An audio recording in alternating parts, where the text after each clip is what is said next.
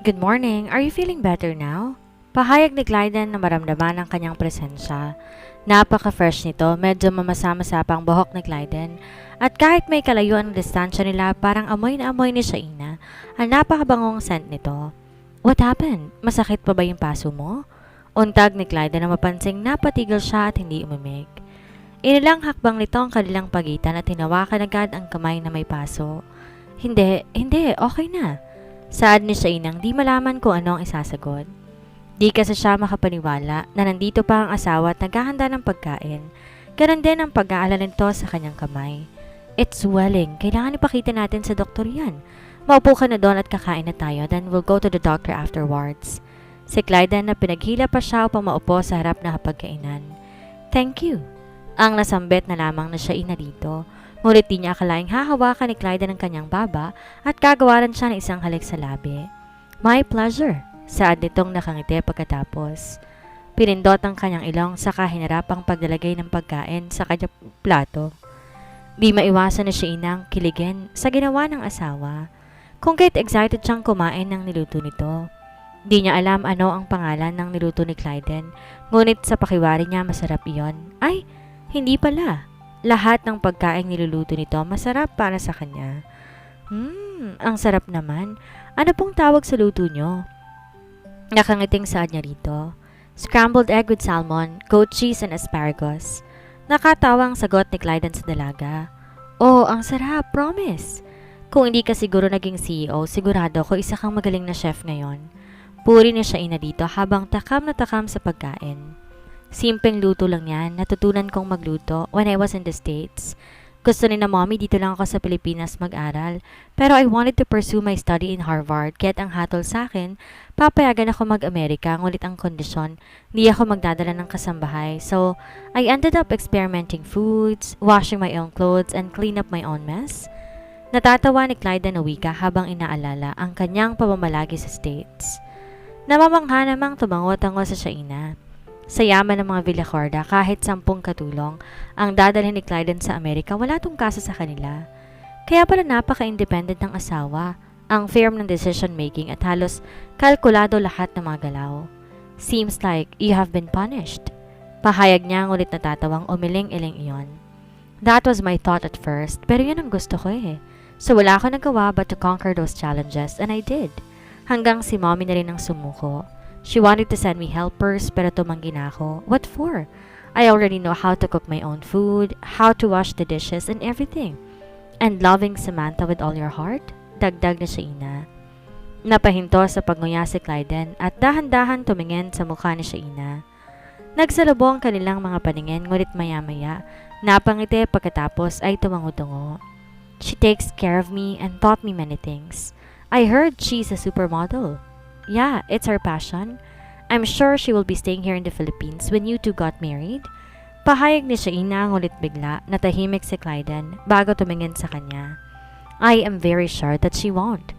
Huh? Bakit naman? Kung mahal ka niya, diba dapat kung nasan ka, naroon siya? Nahihiwaga ang saad ni Shaina.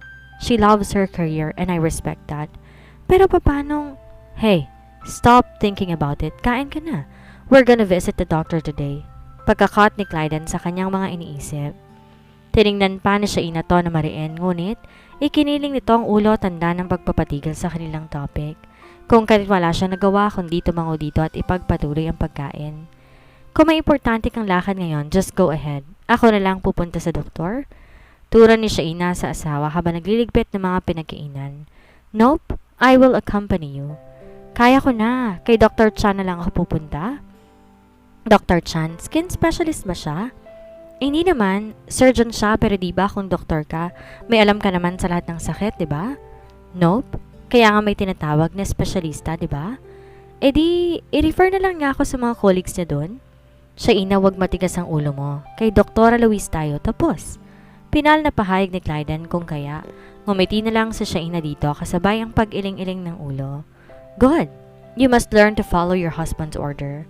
Tura nito habang napakalawak ng pagkakangiti. Pagkatapos ng agahan, tumuloy sila sa klinik ni Dr. Luis. Family friend and private doctor din ng mga Villacorda ang doktora pagdating nga sa sakit sa balat. Di lang magkalayo ang edad ni Clyden at si Dr. Luis. Ayon sa doktora, kababata niyang binatang Villacorda.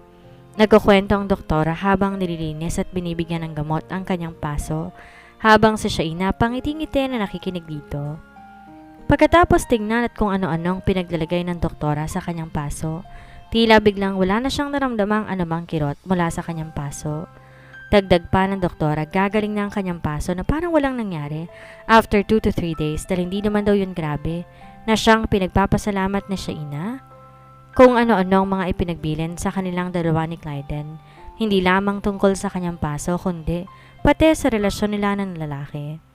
Hindi man si Shaina makapaniwala na nasisense nito ang kung anong meron sila, ngunit tumangutango na lamang siya habang nakangiti.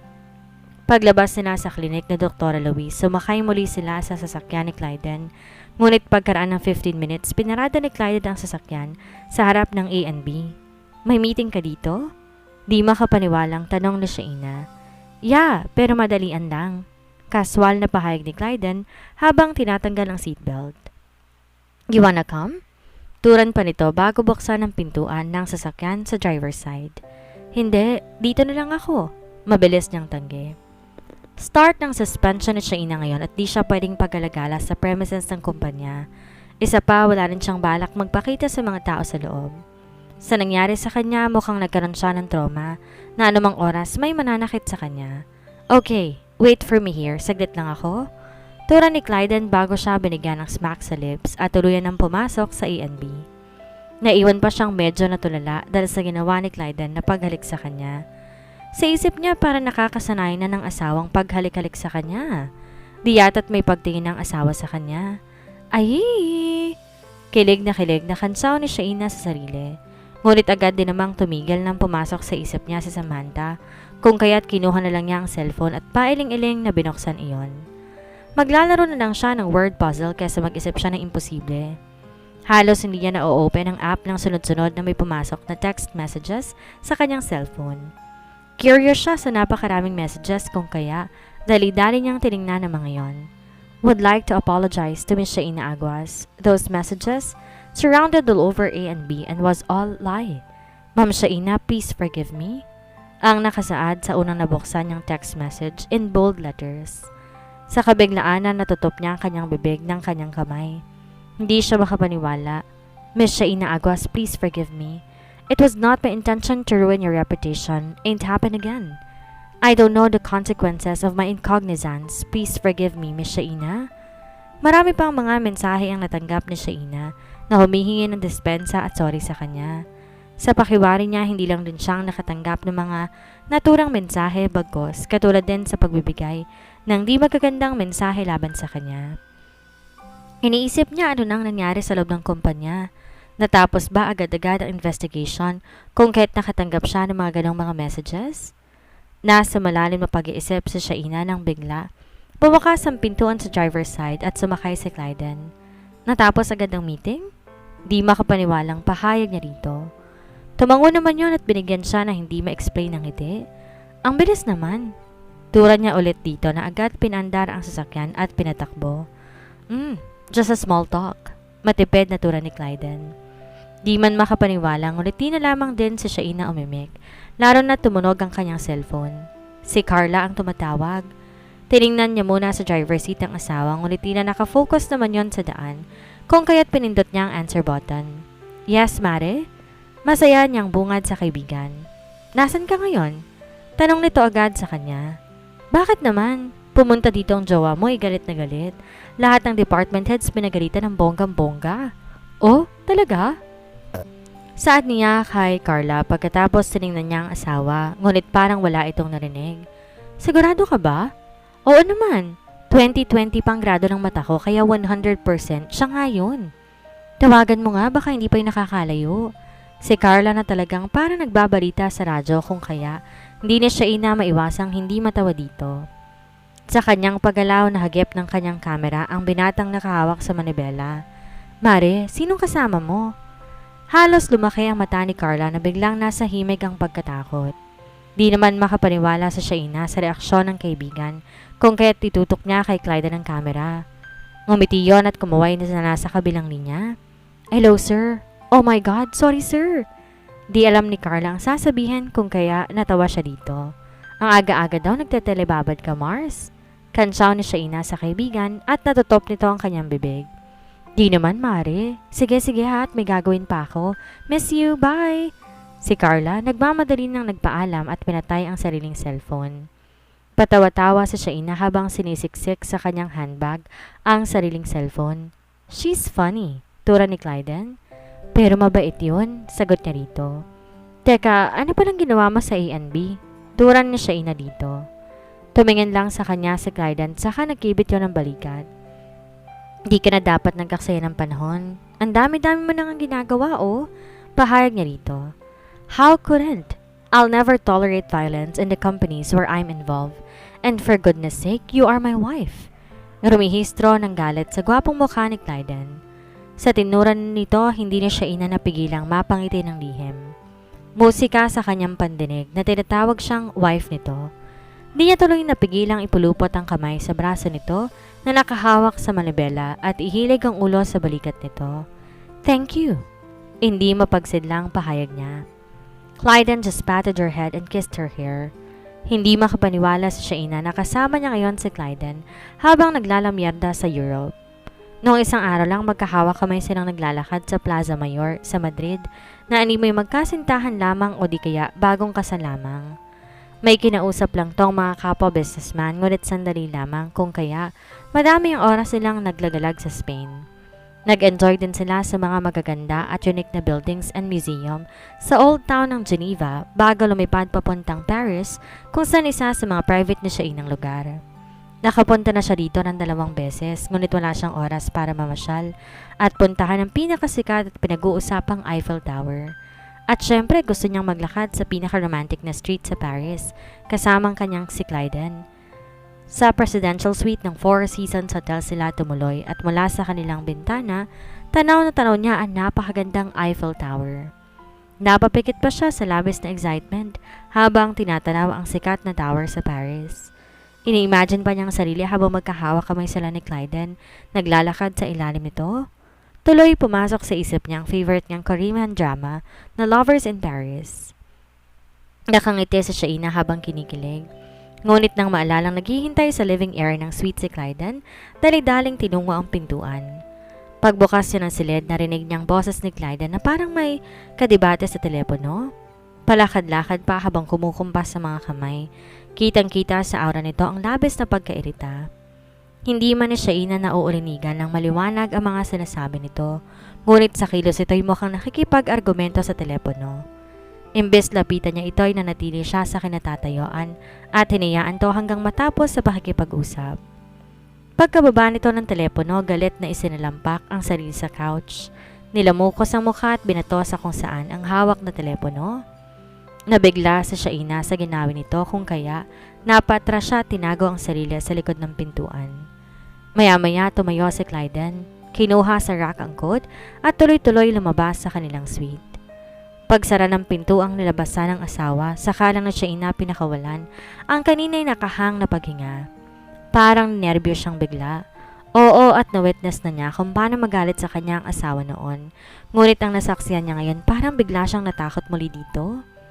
Kinilangan pa niyang kumuha ng tubig sa ref para payapain ang loob sa pamamagitan ng pag-inom ng tubig.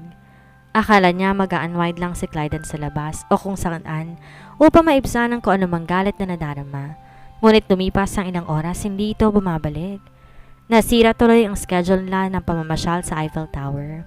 Maghahapon na ngunit hindi pa to bumabalik kung kaya nagdesisyon sa Shainang lumabas at maglakad kaysa magburo sa suite habang iniisip anong nangyari at kung saan naroon ang asawa. Naglakad-lakad siya sa malapit ngunit nang makakita ng coffee shop, pumasok siya dito at umorder ng espresso. Habang naghihintay sa order, umupo siya malapit sa may bintana at doon nakikita ng magandang tanawin kasama ng sikat na tower. Napangiti na lang siya sa sarili dahil hindi natuloy ang kaninang balak nila ni Clyden na pagpunta doon. Pagdating ng kanyang coffee, napangiti siya na matamis sa napakasarap na amoy nito. Ramdam na ramdam niya ang init nito kung kaya napapikit siya sa paghikop. Pagmulat ni Shaina, napatigil siya na may biglang nakatayo sa kanyang harapan. Unti-unti pa niyang tinaas ang paningin at gulat na gulat siya na mapagsino ito. Napatayo pa si Shaina na sa labis sa saya at excitement. Nicole! Tuwang-tuwa niyang saad na makita ang matalik na kaibigan. Ngunit bigla siyang nag-take back dahil sa seryosong mukha nito habang walang imik na nakatingin lamang sa kanya. Nicole? Sambit ni Shaina ulit sa pangalan ng kaibigan. Bigla siyang nailang ng todo at halos di niya alam ang gagawin. Nahihiya siya na hindi niya mawari sapagkat hindi maganda ang lahat sa kanila, lalo na sa huli nilang pag-uusap. Maupo ka. Turan niya sa wala pa ring imik na kaibigan. Tumalima ang kaharap at wala sa salita, hinilang upuan sa harap ng kanyang mesa.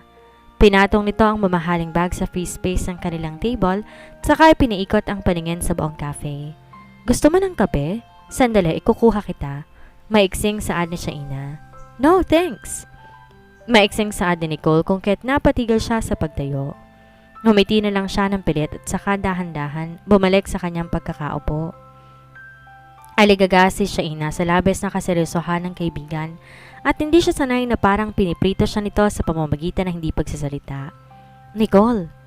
Mula sa ilang minutong katahimikan ay saad niya sa kaharap. Tumingin to straight sa kanyang mata at lalo siyang nailang. I'm sorry for what happened. Maramdaming pahayag ni Shaina dito. Alam niya galit si Nicole sa kanya dahil sa pagkakaalam nito. Pinikot niya ang kanyang kuya. Kung di man ito pinakinggan noon ang kanyang paliwanag, susubukan niya ulit. Mahal niya ang kaibigan at ayaw niyang tuluyang magalit to sa kanya at dumayo. Maniwala ka sa akin, hindi ko yun sadya. Nagpaliwanag ako pero hindi naman ako pinakinggan ng daddy at mommy mo. Hinawakan pa niya ang kamay nitong nakapatong sa mesa, ngunit wala man lang reaksyon galing dito. Kaibigan kita at mabuti sa akin sina tito at tita. Hindi ko yun magagawa sa pamilya mo. Pagsusuma mo ni Shaina. Naiiyak na siya dahil sa katunayan na sasaktan siya sa kinahinatnan ng relasyon nila bilang matalik na kaibigan. How did you survive my brother's revenge? Sa halip ay saad nito. Ha? Si Shaina na nabigla sa tinura nito. He was furious and I can't imagine how bad he treated you. Si Nicole na ewan kung curious o ano, ngunit napailing-iling si Shaina nang maalala kung paano siya tratuhin ni Clyden nung hindi pa nito naririnig ang kanyang paliwanag. It was terrible. Mahinang pahayag ni Shaina na sarili lang sana niyang kausap ngunit nakarating yon sa pandinig ng kaharap. Tell me, matigas sa saad ni Nicole. Biglang lukot ang mukha nito na animo galit. It's fine, we're okay now. Pag-aalo niya rito. Ngunit pinandilatan siya nito. Don't ever fall in love with him. Parang batang babala nito sa kanya at naparunok si Shaina sa tinura nito. Masasaktan ka lang. He loves Samantha more than anyone else. Pahayag nito at sunod-sunod na paglunok ang kanyang ginawa.